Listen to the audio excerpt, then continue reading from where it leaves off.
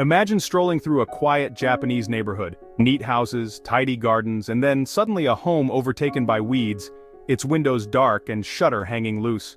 This isn't an isolated site, it's one of over 9 million empty homes, Akiya, scattered across Japan. That's more vacant houses than all the homes in Australia just sitting empty.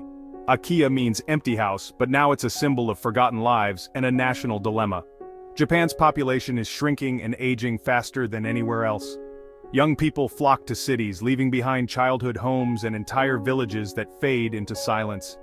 These Akiya are monuments to a changing Japan, empty not because they're unlivable but because there's no one left to live in them. The scale is staggering. Over 13% of all Japanese homes are vacant. In some rural areas, vacancy rates soar above 20%, but even city suburbs feel the impact. If trends continue, nearly a third of all homes could be abandoned by 2040. This is a slow-motion crisis, marked by the quiet creak of empty doors. How did one of the world's most advanced nations end up with millions of ghost houses? The answer is a complex mixed demographics, economics, culture, and policy. It's about family ties, inheritance burdens, costly demolitions, and a preference for new builds over renovations. Understanding Akiya means looking at the heart of modern Japanese society. This story explores the roots of the crisis, the challenges it brings, and the surprising opportunities emerging from these silent homes.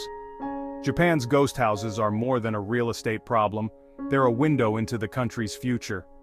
As we explore, consider, what would you do with a house left behind? The answer may shape the next chapter of Japan's story.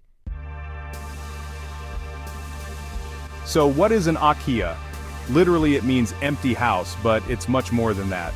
These are homes left behind for years, sometimes decades, often single-family houses from the post-war boom. Once symbols of prosperity, now they stand as silent relics, their owners gone, their gardens wild. You'll find them everywhere, rural towns, city suburbs, even near Tokyo. Akiya are easy to spot, overgrown yards, stuffed mailboxes, dust-covered furniture frozen in time. They're not always ruins. Many are structurally sound, with beautiful traditional features like tatami rooms and wooden verandas. The tragedy is not just their emptiness, but their wasted potential. Inheritors often live far away, uninterested or unable to sell, so the homes sit, quietly decaying. Even in lively suburbs, Akiya are a growing presence. A gap in the street, a reminder of shifting times. These houses are a vast, underused resource, waiting for someone to see their value. They're not just empty buildings, they're stories, memories, and opportunities lost in the rush of modern life. The question is, who will bring them back to life? And what could they become in the right hands? Why are there 9 million empty houses? It's a perfect storm of factors. Japan's population peaked in 2008 and has been shrinking ever since. Fewer births, more elderly, and a society aging at record speed. Young people leave rural areas for city jobs, leaving family homes behind. Inheritance is complicated. Multiple heirs, disputes, and property taxes make it easier to let a house rot than to sell or demolish it. For years, a tax loophole made it cheaper to leave a dilapidated house standing than to clear the lot. There's also a cultural preference for new construction. Old houses depreciate quickly and are rarely renovated. Most families would rather build new than move into an inherited home. All these forces, demographics, migration, taxes, and culture, combine to create a landscape dotted with abandoned homes. The result? Millions of Akiya, each a casualty of Japan's changing society. The problem isn't just about empty houses, it's about a nation in transition, and the challenge is only growing. Can Japan turn this tide? The numbers tell the story. Japan's population is set to fall below 100 million by the 2040s, possibly as low as 88 million by 2065. That's a loss of 40 million people, like California vanishing. In 2023 alone, the population dropped by over 800,000, the largest decline ever. Fewer people means less demand for homes, especially as nearly 30% of the population is already over 65. In rural prefectures, vacancy rates top 20%. Some villages have more empty houses than occupied ones.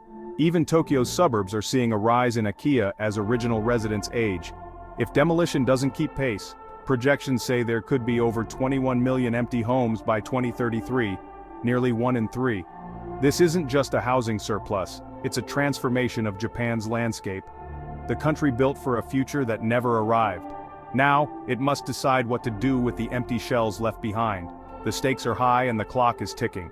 What comes next will define Japan's future. 9 million empty homes aren't just an eyesore, they're a real threat to communities.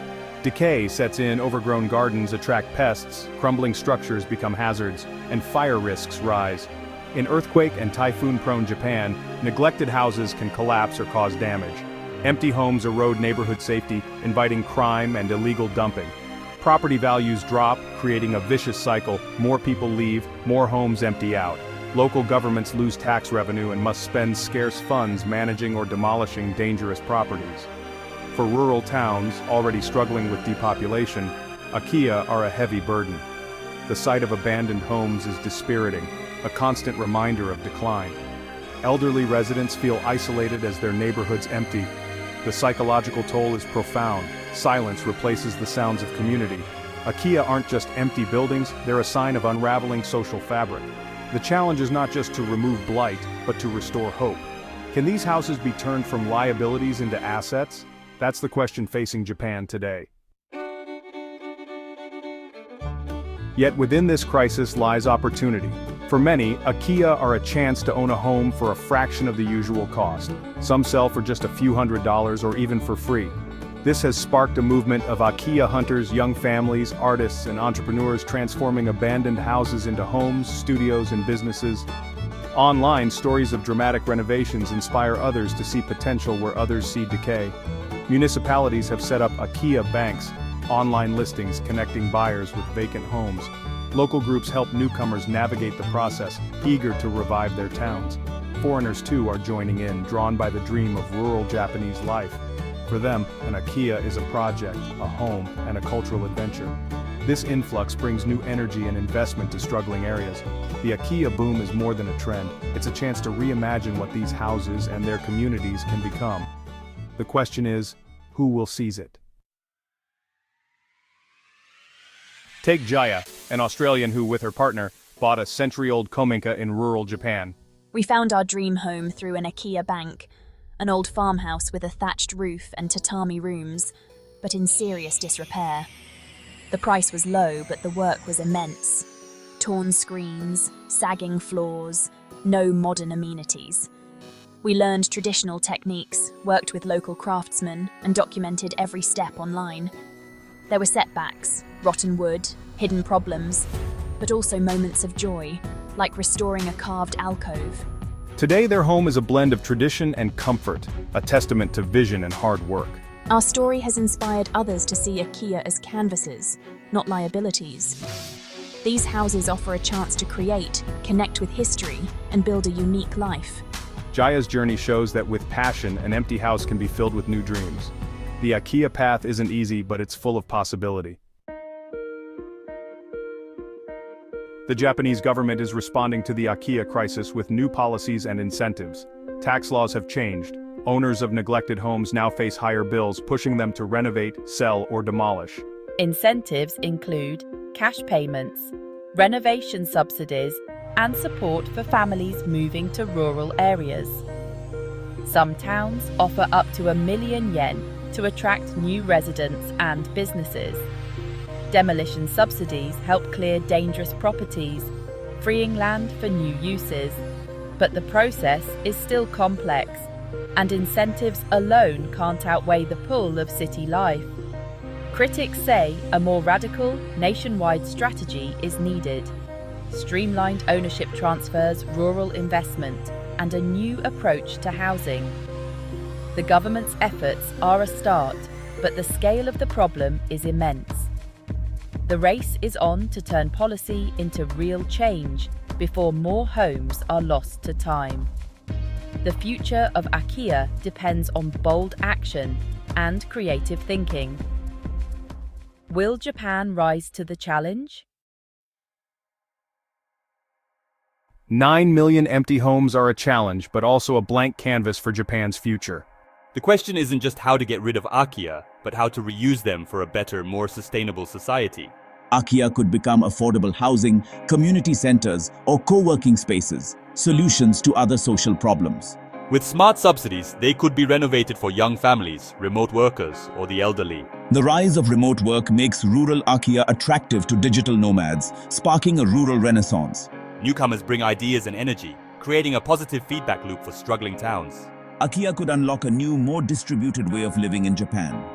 The future of these homes depends on choices made now by individuals, communities, and the government. Will they be forgotten relics or the foundation of something new? If you could buy a house in Japan for a few $100s, what would you create inside its walls?